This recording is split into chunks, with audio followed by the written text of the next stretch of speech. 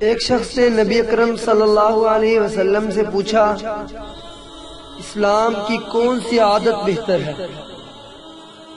تو آپ صلی اللہ علیہ وسلم نے فرمایا، کھانا کھلانا اور سلام کرنا۔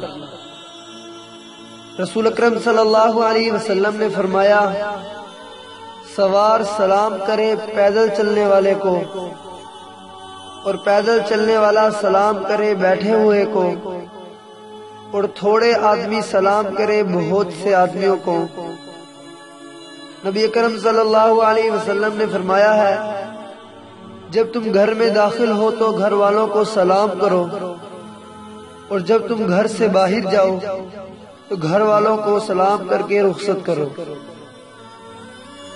اللہ پاک سے دعا ہے کہ عمل کی توفیق عطا فرمائے، آمین۔